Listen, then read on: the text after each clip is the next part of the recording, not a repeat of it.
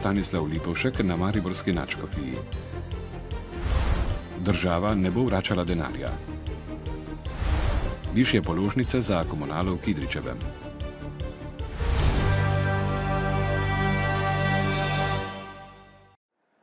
Dober dan. Potem, ko sta na poziv iz Vatikana včeraj odstopila mariborski in ljubljanski nadškof, bosta vodenje nadškofij kot apostolska administratorja začasno prevzela Stanislav Lipovšek in Andrej Glavan. Lipovšek je kar 35 let deloval v mariborski stolnici, zadnja 3 leta pa kot škof službuje v Celju. Danes se je vrnil v Maribor, kjer se bo najprej seznanil z dogajanjem v nadškofiji, večjih ukrepov pa ne napoveduje. Takole se novi apostolski administrator že dopoldne pripelje v Maribor. Po 3 letih, ko je na presenečenje tudi nekaterih cerkvenih krogov po več kot 35 letih službovanja v Mariboru in vodenju stolne župnije odšel v Celje, se tako vrača v novi vlogi. Danes se je najprej seznanil s sodelavci. Samo presenečenja, kaj čujemo, kako se dogaja. In ob tem dr. Stanko Lipovšek dodaja, da je bilo povabilo iz Vatikana tudi zanj presenečenje. Zdaj je prišlo, to je izredno stanje in potem sem sem sprejel to povabilo svetega očeta, da bi začasno pomagal tukaj reševati to situacijo. Kot apostolski administrator ima dolžnosti in oblast krajevnega škofa oziroma ordinarja, sam pa zatrjuje, da bo pri ukrepanju omejen tako s pravili, ki veljajo v cerkvenem pravu, kot tudi z dejstvom, da gre za začasno funkcijo. Se pa je že danes sestal strokovnjaki iz Slovenije in tujine, da bi rešil, kar se rešiti sploh da. Mariborska nadškofija ima ocenjeno 27 milijonov dolga. In nekje tu okrog tega je tudi vrednost njenega premoženja, ki se bo tako ali drugače moralo prodati. Mariborska nadškofija ima že dobro leto zablokirane vse bančne račune. Odhajajoči nadškof Turnšek pa je že priznal, da imajo razen sedeža nadškofije plombe vse njihove nepremičnine.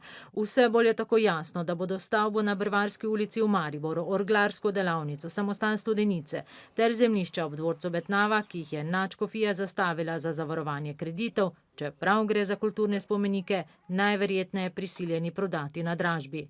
Na vprašanje, kakšna, če sploh, je bila njegova vloga člana v gospodarskem svetu nadškofije, pa je novi upravitelj odgovoril. To je pa zmota. To sem danes prečo videl v delu, da sem jaz bil zraven nikoli.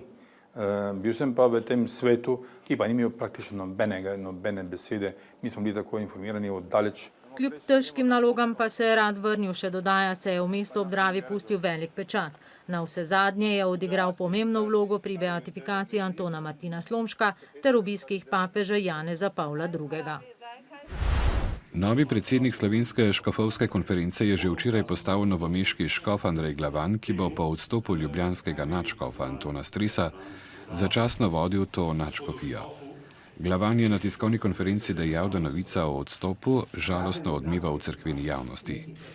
Zavrnil je tudi nekatere medijske navedbe o bogastvu cerkve. Po njegovih besedah, tako kot večina slovenskih škofij, tudi mariborska komaj životari. Zato po njegovem ni možnosti, da bi oškodovanim vrnila denar. Glavan upa, da bo sveti sedež čim prej imenoval novega nadškofa metropolita, sam pa zaradi starosti in zdravstvenega stanja tega položaja ne bi sprejel. Danes je začel veljati zakon o interventnih ukrepih na področju trga dela in starševskega varstva, ki so ga poslanci sprejeli sredi julija. Določa olajšave za delodajalce, ki za nedoločen čas zaposlijo osebo mlajšo od 30 let. Delodajalec je prvi 2 leti oproščen plačila prispevkov za pokojninsko in zdravstveno zavarovanje, zavarovanje za starševsko varstvo ter za primer brezposelnosti. Zakon določa tudi zgornjo mejo porodniškega nadomestila. To ne more biti višje od 2-kratnika povprečne mesečne plače, ki znaša okoli 2800 evrov bruto. Davčna uprava bo v prihodnjih dneh zavezancem, ki so vložili ugovor zoper informativni izračun dohodnine, izdala 30 479 odločb o odmeri dohodnine, oziroma skoraj 3/4 vseh odločb vezanih na vložene ugovore. Preostalim zavezancem bodo odločbe izdali do 31. oktobra. Rok za doplačilo in vračilo dohodnine je 30 dni od datuma do vročitve odločbe. Obnova mariborskega letališča bi morala biti po načrtih danes končana. Ker pa je izvajalec del podjetje SCT od leta 2011 v stečaju, celovita prenova zamuja kar za 2 leti. Novi rok za končanje je tako junij 2015, kljub zapletom pa bodo v teh dneh na letališču v uporabo predali oba potniška terminala. Že skoraj pol leta potniki na mariborskem letališču uporabljajo nov potniški terminal. Kmalu bosta zaživela oba, nov in prenovljen stari. Izvajalec prenove, ki je po stečaju SCT-a prevzel njen zaključek, z ministrstvom usklajuje še zadnje podrobnosti. Ministrstvo za infrastrukturo pa je na Ministrstvu za gospodarstvo za slabi 2 leti uspelo dogovoriti podaljšanje projekta in njegovo financiranje.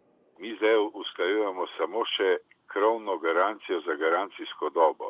Za ta umestni čas smo seveda tudi prosili za spremembo odločbe oziroma podaljšanje roka celotnega projekta. V potniške terminale bodo v kratkem namestili še manjkajoče stole in omare ter odstranili začasno pregradno steno.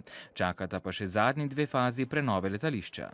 Posodobitev tehničnega dela, garaž in hangarja in čisto na koncu v tej 4. fazi nameravamo tudi nabaviti določeno opremo, potrebno za delovanje služb na letališču.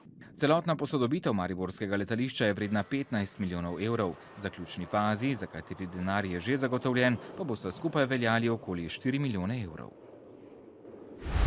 Večina krajanov Kidričevega je ogorčena zaradi junijskih visokih položnic za odvajanje in čiščenje komunalnih voda, ki jih morajo po novem plačevati občinskemu javnemu podjetju vzdrževanje in gradnje Kidričevo.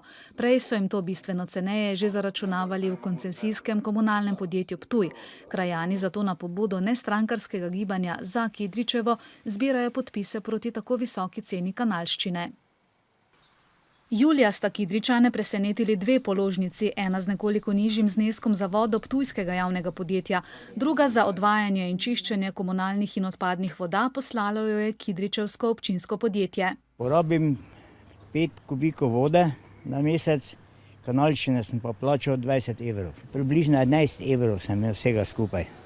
Zdaj pa je to skoraj 30, ne? Mislim, da je 22 evrov je bilo pri nas. Če gledamo recimo na Ptuju, izračune med Ptujem in Kidričevem, so ti bili 130% dražji. V kidriškem podjetju pismeno odgovarjajo, da so krajani prej plačevali samo kanalščino in da so jih o spremembah metodologije obračunavanja dodatnih storitev obvestili v občinskem glasilu marca letos. Nepravično je tudi do tistih ljudi, ki še danes nimajo, še niso priklopljeni na kanalizacijo in so dobili velike položnice. Preko 300 gospodinjstev je že podpisalo peticijo, da ne bodo plačevali tako visokih zneskov. Sporna se jim zdi predvsem položnica za junij, ko so obračunali storitve za nazaj. Podjetje je prevzelo dela s 1.7.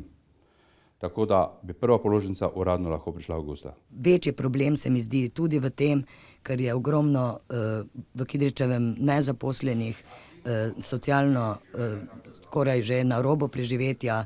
Občinski svet je na pritiske občanov že sprejel sklep, da bo približno polovično subvencioniral del storitev, vendar šele na julijski položnici. Krajani v ponedeljek v Cirkovcah tudi zato pripravljajo protestni shod proti županu. Mariborski policisti že od včeraj popoldne preiskujejo smrt 35-letnega moškega s Pobrežja v občini Videm pri Ptuju. Na truplu so odkrili več ureznin in vbodov. Pri sodni obdukciji niso našli sledi, ki bi kazale, da je smrt povzročila druga oseba. Preiskava še poteka, vendar za zdaj ni razlogov za sum, da je bilo storjeno kaznivo dejanje.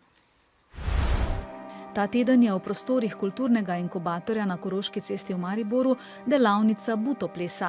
Gre za ples, ki se je v 60-ih letih 20. stoletja kot odziv na drugo svetovno vojno in na sodobni ples razvil na Japonskem. Buto ima svoje zakonitosti, na delavnici jih predstavlja mentor Viktor Meglič, sicer dramski igralec drame SNG Maribor. Buto je na Japonskem alternativna oblika plesa. Na začetku je imel zelo malo privržencev. Plesna govorica buta je taka zelo ekspresivna, izrazita, dramatična, bi lahko celo rekli po eni strani, po drugi strani pa že skoraj meditativna, upočasnjena, mehka. Klasični buto plešejo skoraj goli in po vsem telesu obriti plesalci, premazani s posebno belo barvo. Gre za v bistvu izbris zunanjih zgodb da lahko v bistvu notranja zgodba skozi muskulaturo in mišice in vse to začne pripovedovati novo zgodbo. Predstava Tobari v okviru lanskoletne Evropske prestolnice kulture v Mariboru je nagovorila gospo Olivero kot ena sama meditacija. Ker se sama tudi ukvarjam z meditacijo, mi je bilo zelo lepo, da pravzaprav pride to samozavedanje skozi gib. In da ni pomembno pravzaprav, s čim se vi ukvarjate, ali je to buto ples, ali je to tai chi, ali je to joga.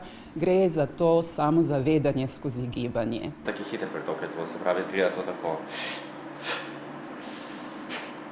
In spet.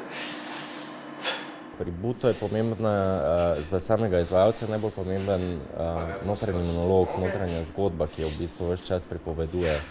In gibanje je na nek način vedno samo posledica te notranje misli ali pa notranje vizualizacije tega, kar se tebi trenutno v telesu dogaja. Uvodna ura na delavnici buto plesa je služila učenju veščin vizualiziranja in upodabljanja različnih elementov iz narave skozi gib. Vode od potočka do oceana, vetra od piša do orkana, zemlje v različnih pojavnih oblikah. Najtežje je morda z gibom ponazoriti nepremično skalo. Izraz pa izgleda zelo zakrčeno, ne?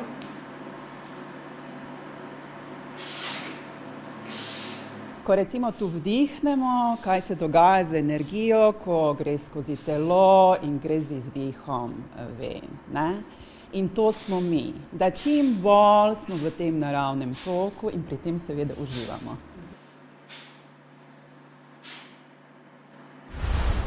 Na Evropskem strelskem prvenstvu z orožjem velikega kalibra v hrvaškem Osijeku je Rajmond Debevec za las zgrešil bronasto medaljo. Dosegel je enak rezultat kot drugouvrščeni Francoz Henri in tretjeuvrščeni Švicar Buerge. Vsi trije so zadeli 1174 krogov, žal pa je imel naš najboljši strelec najslabši izkupiček v dodatnih kategorijah, tako da je osvojil 4. mesto. Prvi je bil Francoz Graf. 4. mesto je Slovenija dosegla tudi v ekipnem tekmovanju. Zmagali so Francozi. Damir Dugonič je včeraj zvečer na svetovnem prvenstvu v plavanju v Barceloni znova osvojil nehvaležno 4. mesto. Bronasta medalja se mu je na 50 metrov prsno izmuznila za stotinko sekunde. V finalu je zlato kolajno osvojil svetovni rekorder Južnoafričan Kamerun van der Burg, srebrno stotinko slabšim izidom Avstralec Christian Sprenger, bronasto pa Južnoafričan Giulio Zorzi. Na 100 sem bil res zelo srečen, zelo vesel. Uspel mi je res en preblisk, letos sem izboljšal osebnega za celo sekundo in na 100 ni bilo toliko žalosti kot na 50, ampak 50 je pač malo igra stotink, mislim vedno je in malo mi je žal, ampak dobim 2 diplomi za 4. mesto in že komaj čakam, da si nabijem gor na marcu na treningu, da bom lahko gledal vsak dan in tisto jezo spustil ven na treningu. Tako da sem dobil eno dodatno motivacijo za naprej, definitivno nisem obupal. Žal ni bilo sreče tokrat, vendar sem sam sebi dokazal, da spadam sam vrh in da se bo preko slej povrnilo vse in da bom suvereno tudi zmagoval, ne da bom suvereno samo v finalu. Nogometaši Maribora so v prvi tekmi 3. kroga kvalifikacij Lige prvakov proti Apoelu v Nikoziji dosegli ugoden rezultat. S ciprskim prvakom, ki se je pred 2 sezonama celo igral v četrtfinalu tega tekmovanja, so se razšli z neodločenim izidom 1:1. V prvem polčasu so vodstvo prevzeli domači igralci, nato pa je v 60. minuti izenačil Marcos Tavares. Povratna tekma bo v Ljudskem vrtu prihodnji torek. Španski premier Mariano Rajoy je v parlamentu zavrnil pozive k odstopu zaradi korupcijskega škandala, ki je pretresel njegovo ljudsko stranko. Kot je dejal, se ne on, ne drugi voditelji stranke niso okoriščali iz črnih skladov. Priznal pa je napako, ker je preveč zaupal nekdanjemu blagajniku stranke. Po navedbah časnika El Mundo naj bi samo predsednik vlade iz črnih skladov stranke sprejel skoraj 350 000 evrov. Skupno pa naj bi se v nezakonite sklade steklo kar dobrih 8 milijonov evrov. Edward Snowden, nekdanji sodelavec ameriške agencije za nacionalno varnost, je zapustil moskovsko letališče, kjer je bil več kot mesec dni. Organizacija Wikileaks je sporočila, da je 30-letni Snowden v Rusiji dobil status begunca. Potem, ko so na nekaterih piščančjih farmah v predmestju nepalske prestolnice Katmandu odkrili več primerov ptičje gripe, so tamkajšnje oblasti danes po državi prepovedale prodajo piščancev in piščančjih izdelkov. Ukrep bo veljal teden dni, z njim pa želijo preprečiti prenos virusa H5N1 na ljudi. Po podatkih Svetovne zdravstvene organizacije je ptičja gripa od leta 2003 po svetu zahtevala življenja 377 ljudi. Ameriško podjetje Google je letos prejelo že več kot 100 milijonov zahtevkov za umik povezav na spletne strani, ki naj bi kršile avtorsko zakonodajo. Lani so v celem letu prejeli le 50 milijonov zahtevkov. Povečanje kaže na zaostreno bitko lastnikov avtorskih pravic proti spletnemu piratstvu. V Mehiki pa je več kot 80 lokalnih podjetnikov zavihalo rokave in pripravilo največji sendvič v Latinski Ameriki. Dolg je bil kar 58 metrov, težak pa 750 kg. Sendvič je sestavljalo več tisoč kosov kruha, solate, čebule in paradižnikov, ki so jim med drugim dodali še več 100 litrov majoneze, gorčice in pekočih omak. Sendvič velikan se ni vpisal v knjigo rekordov, saj tam kraljuje skoraj 2,5 tone težak ter 730 metrov dolg sendvič iz Amerike. Za osvežitev v središču Maribora pa je poskrbela časopisna hiša Večer, ki je za najmlajše pripravila večerkovo poletje.